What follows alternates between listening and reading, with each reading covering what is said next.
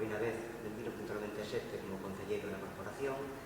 Estive participando en varias legislaturas e asumín labores de goberno de 2003 até 2010, unha etapa que creo que nos aportou muitísimo e me aportou a mí personalmente moita experiencia. Pedro, cales son os grupos de poboación que, ao criterio da súa candidatura, deben ter atención especial por parte da Administración local do Porriño e que medidas suscitan no seu proxecto?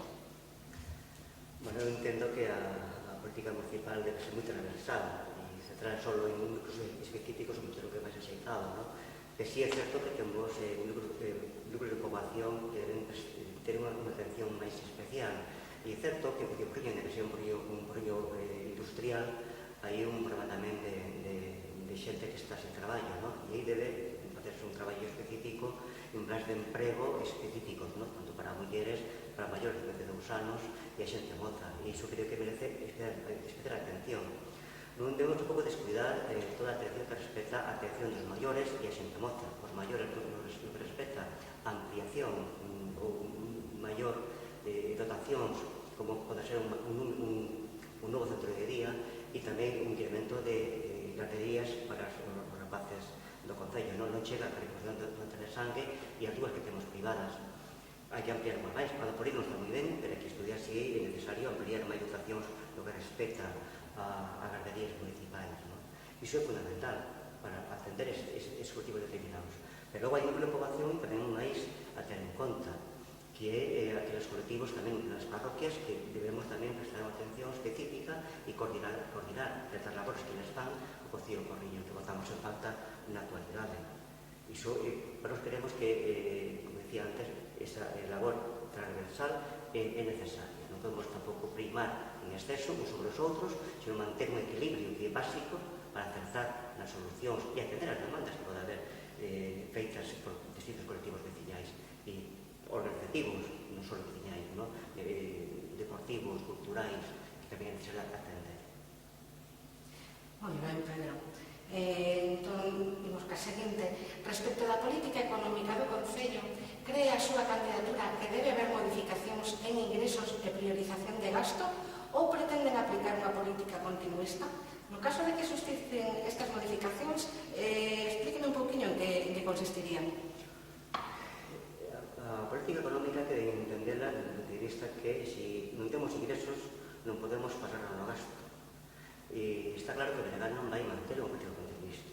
Nin alternativo o Partido Popular de 2010 ou 2015, nin a que está mantendo actualmente o goberno do Partido Socialista de 2015 ou 2019. Aí non se ten en conta a planificación económica para acertar as prioridades de gasto. Non está claro que non vamos a ser continuistas. Hai que dimensionar ben a capacidade que temos de ingresos, revisar ordenanzas fiscais de todos os ámbitos de actuación ou crear unhas novas se preciso, modificar a outras, pero iso hai que facerlo tamén para dar servizo logo aos recursos, aos gastos que necesitamos, e prioridade de gasto que necesitamos. As modificacións orçamentarias que recurre o goberno é fruto dunha mala planificación, é fruto dun gasto e sin control. Sempre escoitamos decir que o Concello do Porriño é un concello rico, e é certo, ten recursos, pero de nada sirve ter recursos se logo resulta que os gastamos sin control. Só atendemos o gasto ordinario e mal a veces, e a planificación sobre temas estruturais non estamos presentes. E iso é unha tónica, xa digo, non só deste goberno, que creo que prometeu no seu momento que iba a cambiar esa línea de actuación que mantiña o Partido Popular, e resulta que comprobamos nestes 4 anos que non o cambiou, ao contrario. Pésame decir, e non esperaba esta situación, que agravou en certos aspectos a xestión económica do Partido Popular. E diso creo que o goberno actual e a María Torre non pode estar contenta. E non pode, e digo con toda claridade, achacarlle ao bloqueo da oposición, e menos o Benegal. Só foi capaz de presentar un orzamento económico no ano 2018, cando está aí, estuvo vendendo que lle bloqueaban, cando nunca presentou. E logo resulta que no 2018 acordamos un pacto nun goberno, é certo que nos pode achacar, non votamos a favor, pero nós favorecemos uns presupostos, que nos abstención. Incorporamos enmendas un proxecto que la misma reconheceu públicamente que foi millorando as nosas aportacións. E logo resulta que non é capaz de cumprir os acordos, e Ela, el 15 de febreiro de 2018, asina con nos un documento onde se compromete a recoller unhas emendas que nos aportamos e levarlas a cabo nesta legislatura. E non o fixo. Só nos queda pensar unha cousa, que para Eva os acordos e os pactos non son papel mollado. E o Benegal, claro que non comparte ese tipo de actitudes na acción política, porque non podemos compartirlas. Un pode explicar, porque non pode atender unha cuestión, igual hai circunstancias novas que nos leva a decir non podo atender esa petición e ese acordo, que o explique, que nos chame, que nos diga, oye, mira, iso hai que cambiarlo. Non toma decisión, fai cambios nas decisións orçamentarias sin falar con nos e dice que non lle bloqueamos. Bueno, é falso. É falso. Moi ben, que medidas concretas suscita a súa candidatura para contribuir a conseguir a igualdade real entre mulleres e homens dentro da administración local? Ben, é certo que estamos nunha sociedade onde ainda sigue existindo de forma pronunciada desigualdade entre homens e mulleres. A administración pública debe ser a primeira en corrixir estas desigualdades, e non sempre é así. Entón, hai que crear estructuras, incluso hai que crear un departamento específico sobre a igualdade no Concello de Porriño. Debe haber políticas transversais en todos os departamentos, tendo como referencia a igualdade entre homens e mulleres, en todos os ámbitos, no administrativo e tamén nos oficios. Iso debe ser necesario. É certo que o Concello de Porriño non ten competencias directas en todo o que abarca a igualdade de xénero nas políticas de igualdade que estén outras administracións, pero aí é onde hai que colaborar. E hai que apoiarse en cursos de formación, hai que concienciar as vecinas e vecinos de que debemos traballar nesa línea de igualdade entre homens e mulleres. E a programación que se paga tamén no ámbito das asociacións, nos cursos que se pagan, tamén debe estar presente esa igualdade a hora de adjudicar cursos ou formación específica. Aí temos que avanzar.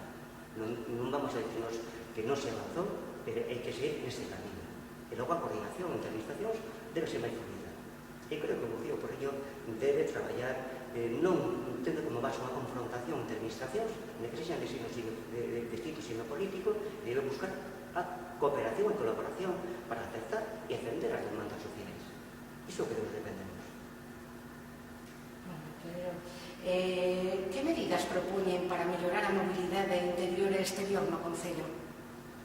Bueno, a mobilidade é importantísima. Nós temos no noso programa varios aspectos que van referente á mobilidade. No interior é certo que a mobilidade tamén é para aquelas persoas que teñen dificultade,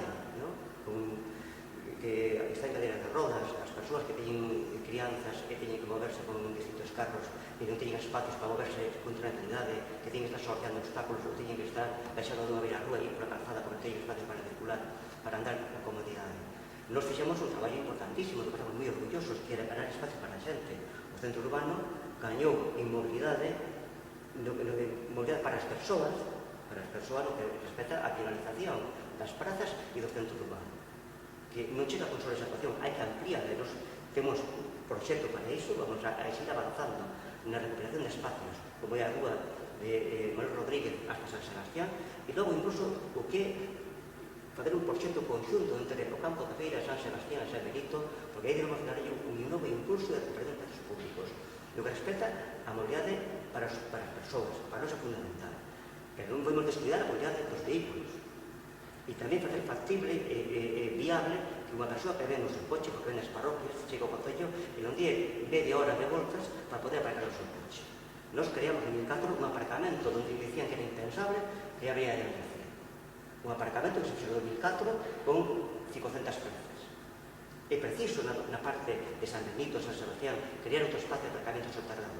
É preciso facelo. E logo non podemos esquecer a mobilidade para as persoas que se achegan. A que vai un vehículo propio, pero tamén é necesario facer unha línea de circulación de bus urbano, de bus público, que conecte a distintas prazas co Concello. O Concello non ten competencias directas no que respecta a mobilidade e o transporte público, pero pode colaborar coa Xunta de Galicia que ten as competencias para crear redes de comunicación pública dende Chenlo, que a parroquia está máis lonxe, dende Carracido, Budiño, Contellas, Artios, Mosén, de todas elas. Iso hai que coordinarlo. O Concello ten que impulsar esa comunicación, esa mobilidade hacia o centro Porriño. O Concello Porriño non pode presumir de ser un pobo moderno se non corrixe estas desigualdades entre claro e depollemos o noso programa, que é moi extenso, que ten 186 medidas, aspectos que fan referencia á mobilidade urbana. Moi ben, Pedro. Por outro lado, hai suficiente, credes que hai suficiente oferta de lecer e tempo libre no Concello? E que melloras concretas ofrecen dende a súa candidatura a este respecto? Hai oferta de lecer, suficiente. Ben, non sei, eu sempre digo que o suficiente para uns pode ser suficiente e para outras persoas non ser suficiente, e pode haber unha política orientada a uns colectivos e descuida a outros colectivos, non? Entón, sempre é mellorable. Eu entendo que como acción de goberno nova e que nos queremos impulsar debe mellorar a oferta actual, porque creo que hai marxen de mellora, non?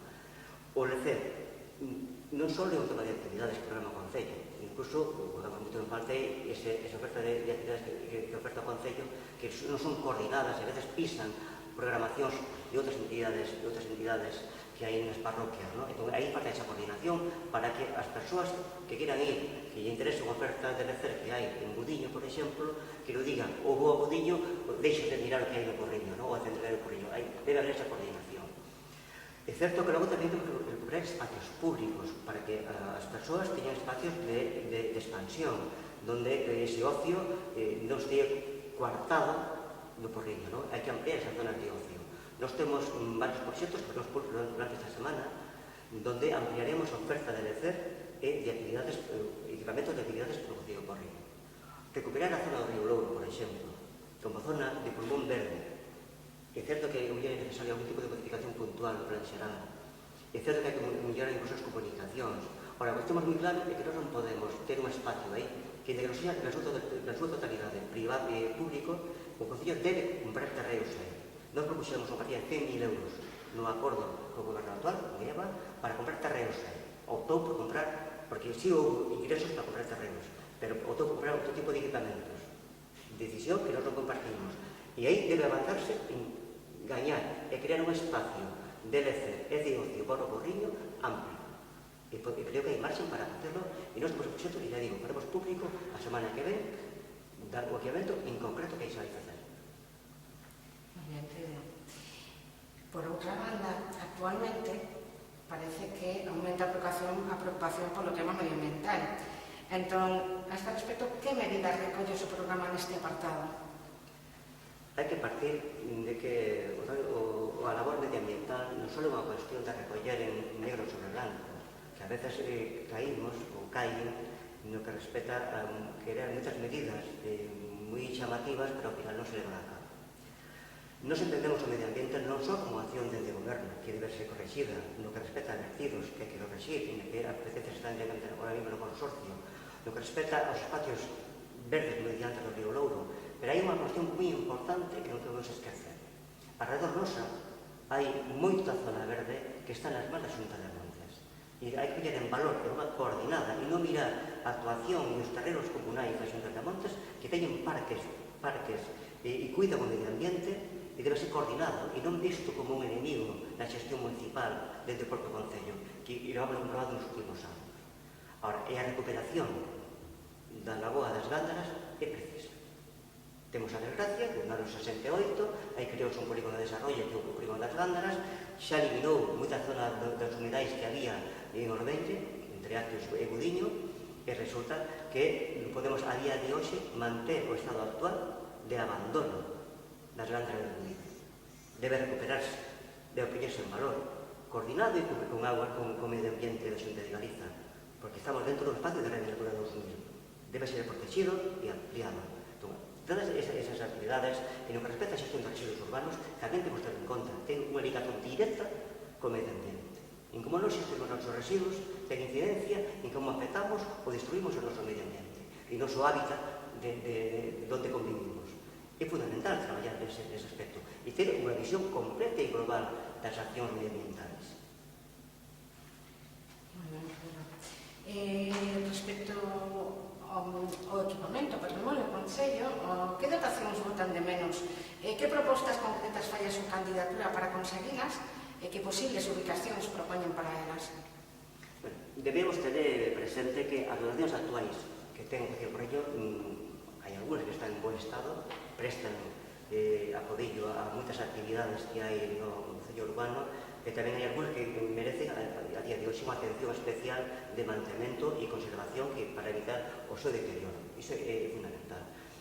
Unha dotación básica, estamos ahora mismo aquí na Casa da Cultura, é unha casa que antes foi escola e desempeña unha función fundamental no desarrollo cultural e a promoción cultural do Porriño, pero tamén é certo que se queda corta para ofrecer unha oferta maior de espectáculos de outra índole que aquí non teñen cabida polo seu espacio, no que respecta ao seu propio auditorio, e é necesario buscar un sitio axeitado para construir un novo auditorio no Concello do Porriño. Iso é preciso.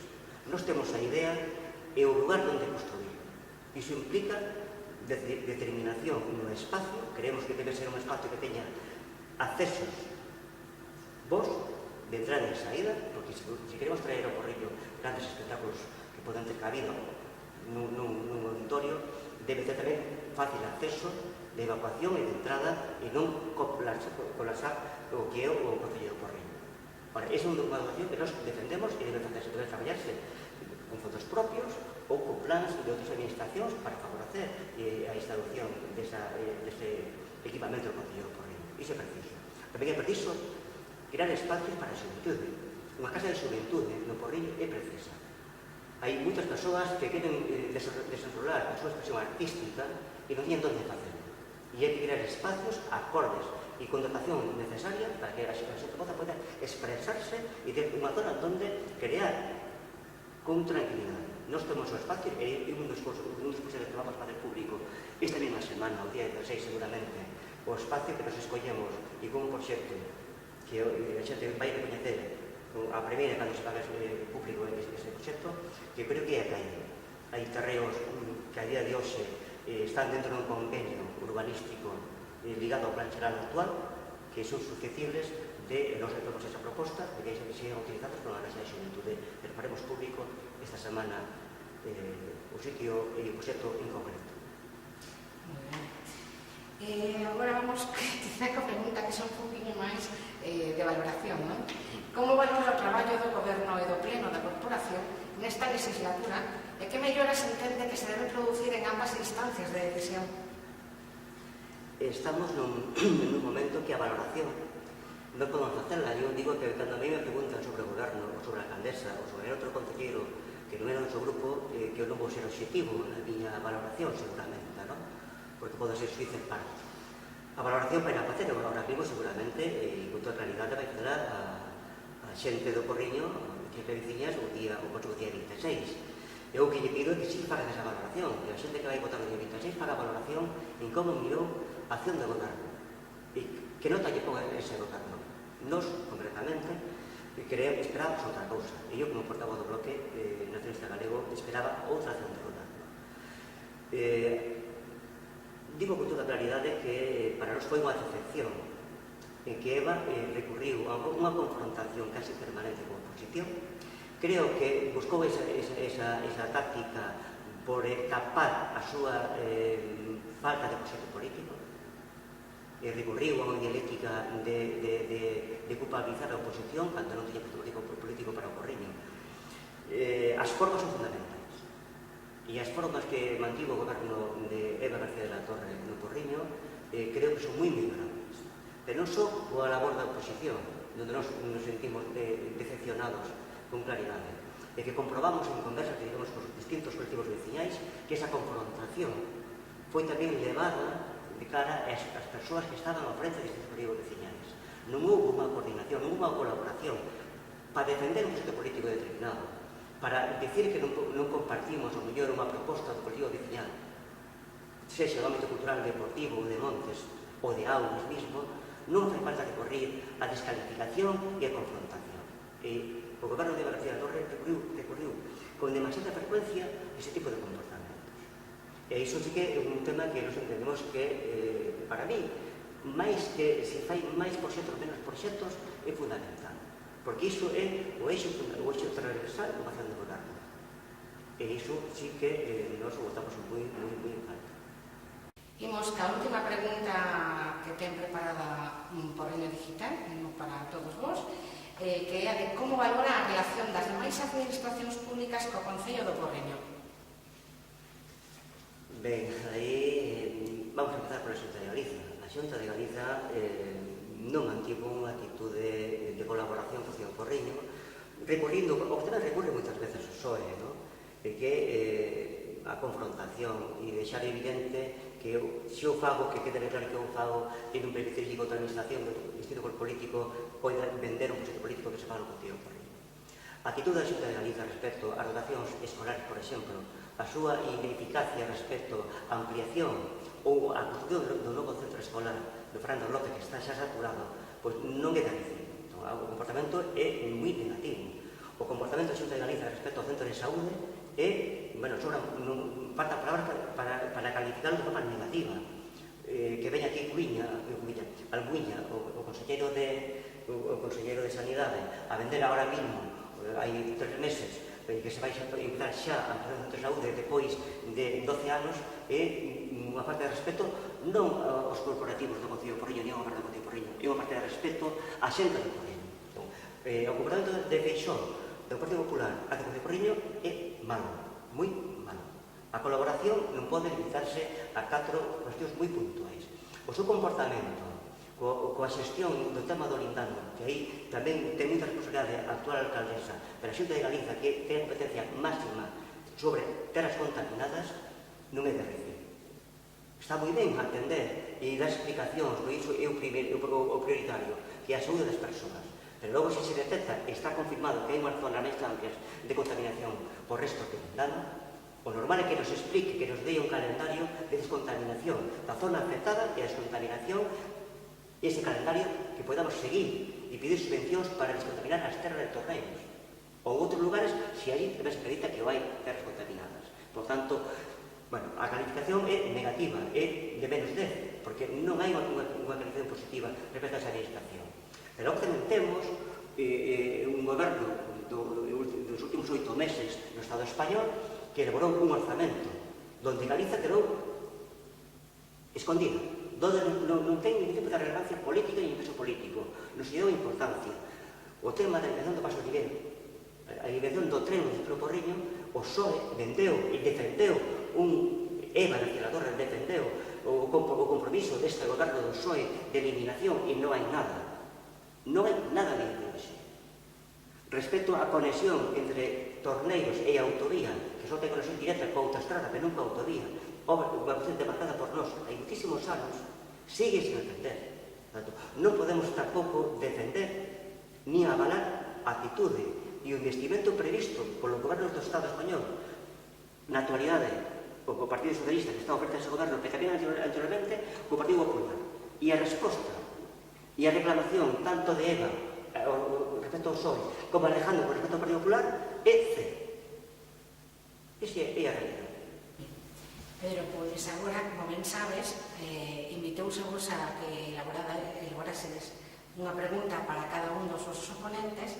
En este caso, teño 2 preguntas para ti, que son os outros 2 grupos políticos que aceptaron esta entrevista. Imos coa primeira, que é a pregunta para ti de Uso. A pregunta era para Pedro Pereira, do BNG. Cal é o seu socio de goberno preferente en caso de chegar ao goberno? Nos presentamos, levo moito tempo participando en procesos electorais e nos somos humildes e temos a ambición de gobernar, iso é certo. E para nós non é un escenario imposible e temos experiencia disso, no 2003 sacamos 3 e gobernamos, por tanto, nada é imposible a hora de gobernar. Para nós, o que sempre fixemos xa no 2015 é pôr na mesa programas políticos e pôr na mesa o que quere cada partido para levar adiante no correo. Se hai acordo nos programas, hai acordo nos proxectos fundamentais para que o proxecto siga avanzando, nós podemos chegar a acordos. Nós a día de hoxe, dixen que atrás unha entrevista que me fixeron, non lle pedimos vetos a ninguén. É certo que a nosa diferencia con o Partido Popular é tremenda, e con vos non digamos, e con Ciudadanos tamén hai moitas diferencias. Agora, nas outras opcións é máis fácil chegar a acordos. Agora, tenemos moi presente actitudes, moi presente comportamentos, pero máis que nada iso, o que nos vai condicionar a apoiar ou non apoiar alguén distinto ao BNG a falta de alcaldía do Porriño vai ser os acordos e os proxectos políticos, os acordos nos programas políticos que levamos adiante. Nós temos certos programas que non vamos a renunciar a eles. E se se comparten, podrá haber acordos. Se non se comparten, pois non haberá acordos. Os programas non van coincidir no 100%, pero pode haber moitos aspectos de un programa que poden coincidir. Pero hai cuestións moi importantes, que non só son un pacto de 4 ou 5 proxectos. Eu dicía antes que as formas de gobernar. E en como se ten ese partido político estruturado o funcionamento do Concello de Porriño. No ámbito de grupos no ámbito do goberno, que é importantísimo como se estrutura, e tamén os distintos departamentos. Se nós temos mal engranaxe de funcionamento de goberno e mal engranaxe de funcionamento orgánico da propia administración, dificilmente vamos a atender as demandas e os proxectos que queren ser. Iso é fundamental, iso hai que discutir. O BNG non se vai limitar só a discutir se hai un acordo en construir un edificio determinado. Igual, iso moi fácil chegar a acordos, porque incluso pode haber axudas de outras administracións. O que temos que saber é como estruturamos e que é o necesario para avanzar no Porriño. E non esquezamos a situación económica na que está o Porriño a día de hoxe. O Concello vai necesitar un axuste importantísimo en materia económica. Iso ten que estar no debate previo para crear tipo de acordo. Que ninguén pense que se coincidimos nun auditorio, nunha pista de atletismo, nunha piscina, que xa hai un acordo. Non, hai para nós cuestións moi importantes a hora de formar un goberno, porque para iso moi serio. Non queremos espectáculos de formar un acordo de goberno e que xa un cese a través das eleccións. Non queremos ese tipo de espectáculos. O que queremos é seriedade. Se hai un acordo, porque a veces é preferible que non haxa un acordo e apoiar puntualmente proxectos. A veces é preferible e avanza máis un concello que buscar acordos ficticios e ocupar certos sillóns e logo o que nos importa menos é avanzar na transformación do Porriño. Non sei, nese escenario, partimos eu personalmente de darlle xente ás persoas en voto de confianza. E a Eva deus en voto de confianza. E certo, en algunas fórmulas de que o particular non se irá gobernando. Pero tamén en voto de confianza. A día de hoxe, Eva non ten ese grado de confianza que tiña daquela. Lo digo con toda realidade. Para nós, por verdad, non ten ese grado de confianza que tiña daquela. E ela é a única responsable desa situación. A única responsable, o digo con toda realidade. E logo que con política, pasei en debates con muitísimos líderes políticos, de dereita e de esquerda. Incluso con aquel alcalde que gobernou aquí 22 anos. Agora digo que o crédito gánase, non se perde. E a día de hoxe, o goberno actual, para nós, ese crédito disminuiu. E Eva e o PSOE concretamente debe facerse a pregunta por que disminuiu ese crédito. Temos a pregunta para ti de Vox, ¿vale? Que nos di... Bueno, y a nuestro, o al candidato Pedro Pereira del Bloque Nacionalista Gallego, preguntarle si hay un antes y un después en el BNG, desde Raúl Francés hasta Pedro Pereira, y teniendo en cuenta que posteriormente se presentó de número 2 con Eva García de la Torre. O sea, ¿hubo algún cambio en el Bloque Nacionalista Gallego? No BNG non hai antes e despois. Haberá un antes e despois da persoa que pertence a un partido político e logo pasa a outro. Ora, o BNG non hai antes e despois. Pedro Pereira entrou no 95 no BNG, foi concelleiro no 97, é unha trayectoria a nivel político do Concello de Porriño, creo que pode valorar a primeira persoa do Concello de Porriño. O goberno non foi de Raúl Francés. O goberno foi dun equipo que presentou o BNG. E os acertos son do equipo e os erros son do equipo. Partimos desa cosa. Eu fui parte dese goberno. E son partícipe das modificacións e transformacións que tivo o Concello de Porriño. Da cal estamos orgullosos. Tamén está orgulloso seguramente Raúl, porque está orgulloso do seu paso polo goberno. E eu defendo a labor que Raúl fixo ao frente do goberno. Non teño por que ocultar esa cuestión. Agora, vamos poñer en valor, e eu quero poñer en valor as accións que fixo BNG como equipa de goberno no seu momento, con dificultades, é certo. Un goberno de minoría, presupostos bloqueados, só se aprobaron unha moción de confianza, pero logramos, no tempo que estivemos, de 2010 ao 2010, transformar o Porriño.